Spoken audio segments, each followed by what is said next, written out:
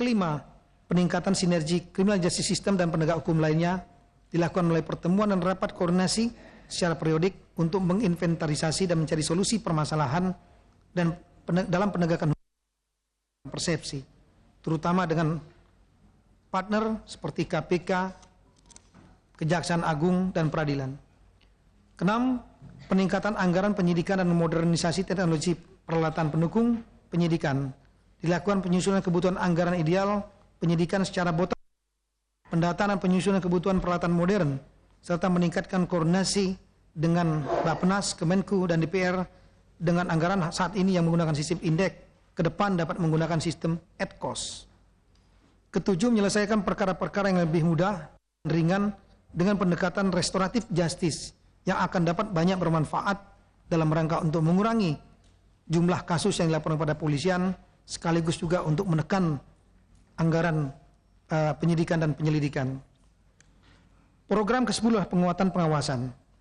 Pengawasan merupakan elemen penting dalam manajemen untuk menghindari adanya penyimpangan. Ada sejumlah kegiatan. Yang pertama, memperkuat kerjasama dengan pengawas eksternal dengan menerapkan prinsip EMI atau eksternal memanfaatkan internal dan IME, internal mendukung eksternal. Dilakukan melalui pendataan permasalahan atau komplain yang dilaporkan pada pengawas eksternal, menindaklanjuti pengaduan dan komplain secara tepat, proporsional, profesional, dan tuntas. Dua, memperbaiki sistem komplain masyarakat secara online. Dilakukan melalui evaluasi sistem pengawasan online di seluruh jajaran dan menindaklanjuti komplain secara online. Ketiga, meningkatkan sistem penilaian ITK, Indeks Tata Kelola Kepolisian. Dilakukan melalui kerjasama dengan kemitraan dalam rangka finalisasi penyusunan hasil pengukuran kinerja di 70 Polres, serta ukuran kinerja lanjutan. ITK ini akan menjadi baseline bagi Polri untuk melihat sampai sejauh mana kinerja yang telah dilakukan dan untuk memperbaikinya. Keempat, membuat sistem pengawasan untuk menekan potensi budaya koruptif internal. Dilakukan pembuatan dan implementasi standar operating procedure seperti peraturan Kapolri tentang sistem pelaporan harta kekayaan anggota Polri, LHKPN, pendataan daftar jabatan yang harus melaporkan harta kekayaan kepada pengawas internal. Berikut sanksi internal, penyusunan perkap tentang bisnis anggota Polri dan keluarganya, serta membuat sistem whistleblower online yang sudah ada saat ini untuk diintensifkan. Program ke-11 adalah Quick Wins. Langkah-langkah percepatan implementasi Quick Wins dilakukan melalui optimalisasi program Quick Win dan evaluasi setiap 3 bulan sekali. 8 Quick Win adalah sebagai berikut. 1. Penertiban dan penegakan hukum bagi organisasi radikal dan anti Pancasila. Dengan dilakukan dan mengintensifkan kegiatan deteksi dini, deteksi aksi, penggalangan, pembinaan, dan penyuluhan terhadap kelompok radikal pro kekerasan dan anti Pancasila, serta penegakan hukum secara tegas dan konsisten. Kedua, pemburuan dan penangkapan tokoh teroris dan jejaring terorisme dilakukan melalui penggelaran operasi, khususnya operasi Tim Nombala yang didukung oleh BNPT dan TNI. Operasi ini akan terus dilanjutkan sampai dengan tertangkapnya kelompok Santoso dan seluruh jaringannya. Ketiga, aksi nasional pembersihan preman dan premanisme dilakukan dengan pemberian instruksi untuk melakukan pemberantasan secara terus-menerus sehingga dapat meminimalisir keberadaan preman yang meresahkan masyarakat, termasuk kegiatan pembinaan dan penegakan hukum yang bekerja sama dengan instansi terkait.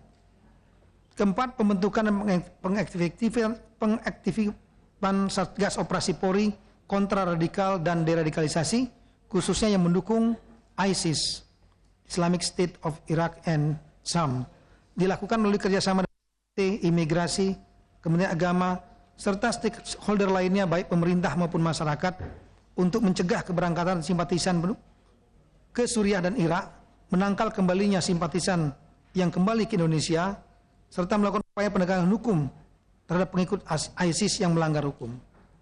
Kelima, pemberlakuan rekrutmen terbuka untuk jabatan lingkungan Polri dilakukan dengan mengoptimalkan assessment center dan peningkatan kualitas asesor, pemilihan selektif untuk jabatan terbuka, mengoptimalkan penggunaan data rekam jejak dan catatan prestasi, serta mengevaluasi kinerja tim seleksi yang diprioritaskan untuk penilaian pada jabatan-jabatan strategis. Keenam, Polri sebagai penggerak revolusi mental dan pelopor tertib sosial di ruang publik. Ini dilakukan Lanjutkan dan meningkatkan pelatihan revolusi mental secara berjenjang kepada seluruh jajaran sampai ke tingkat polsek sekaligus melakukan pengawasan dalam pelaksanaannya. Ketujuh, pembentukan tim internal anti korupsi dioptimalkan melalui pembangunan zona integritas, sistem pelaporan harta kekayaan anggota Polri kepada pengawas internal Polri, penyusunan perkap tentang pembelian barang mewah oleh anggota Polri, serta mengoptimalkan whistleblower system untuk online untuk internal Polri, termasuk peraturan Kapolri tentang bisnis anggota Polri. Kedelapan, crash program pelayanan masyarakat dengan mewujudkan pelayanan bersih dari percaloan pada titik-titik pelayanan publik, serta memberikan reward and punishment, serta membuka akses partisipasi masyarakat untuk melaporkan praktek-praktek percaloan. Ketua, anggota Dewan, dan hadirin sekalian berbahagia, ke-11 program pemantapan ini akan secara bertahap melalui timeline, penentuan rencana aksi, target, dan evaluasi yang dibagi dalam 3 tahapan. Tahap pertama dilaksanakan dalam kurun waktu 100 hari sejak saya dilantik sebagai Kapolri. Item-item 100 hari itu sudah disusun, termasuk juga cara mengukurnya. Yang kedua adalah tahap kedua, dilaksanakan mulai bulan November 2016 hingga Desember 2019, dilaksanakan secara 3 tahun. Kemudian tahap ketiga dilaksanakan mulai bulan Januari 2020 hingga Desember 2021. Ini adalah blueprint yang kami buat selama 5 tahun ke depan. Siapapun juga Kapolrinya. Adapun rencana implementasi secara lengkap tertuang dalam naskah Fit and Proper Test.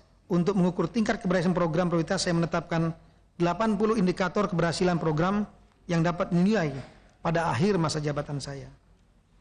Jika ke-11 program tersebut dilaksanakan dengan baik, diharapkan diperoleh keluaran atau output yang baik juga, dan outcome berupa meningkatnya profesionalisme dan pendukungan publik yang akan menghasilkan final outcome, yaitu public trust dan public obedience yang merupakan elemen terpenting untuk tegaknya kepolisian atau survive dalam negara Indonesia yang demokrasi.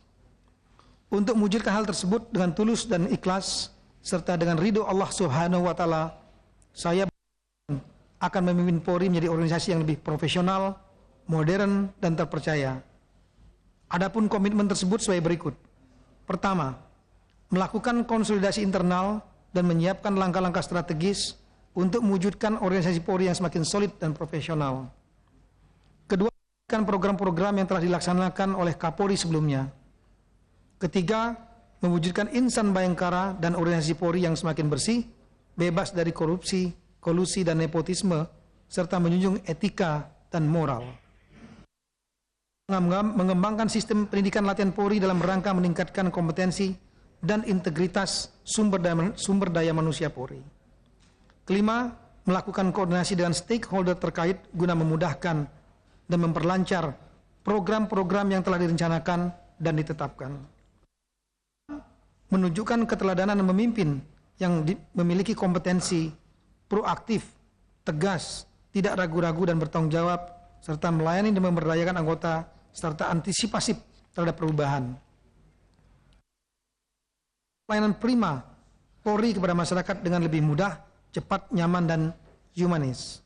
Kedelapan, menerapkan pemberian penghargaan atau reward bagi yang berprestasi dan menindak atau punishment bagi yang melakukan pelanggaran, serta meningkatkan kesejahteraan personil Polri secara konsisten.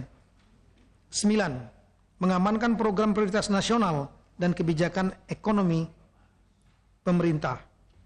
10. Melaksanakan dengan sungguh-sungguh reformasi internal Polri, peningkatan pelayanan publik yang semakin prima, penegakan hukum yang semakin profesional dan berkeadilan, serta penanganan kelompok radikal pro kekerasan dan intoleransi yang lebih maksimal. Bapak dan Ibu sekalian, demikianlah pemikiran yang dapat saya gambarkan. Semoga dapat memberikan gambaran dan masukan bagi seluruh anggota Dewan yang mulia dalam menentukan pimpinan Polri yang kita cintai, dan semoga Allah Subhanahu wa Ta'ala senantiasa